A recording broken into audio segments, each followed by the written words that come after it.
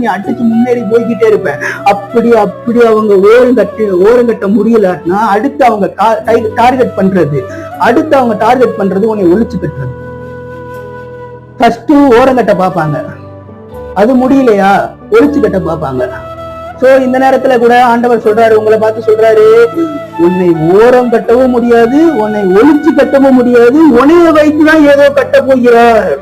உன்னை வைத்துதான் அவர் ஏதோ ஒன்று கட்ட போகிறார். சோ உன்னை ஓரம் கட்டுறாங்கன்னு கவலைப்படாது, உன்னை ஒழிச்சு கட்ட பாக்குறாங்கன்னு சொல்லி கவலைப்படாது.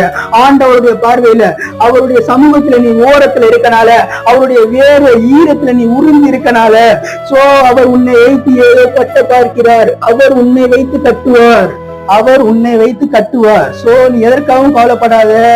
சில போற சம்பவத்திலிருந்து ஜனத்தை விடுவிக்கிற அபிஷேகம் ஓரம் கட்டப்பட்ட உன்னிடத்தில் இருக்கிறது.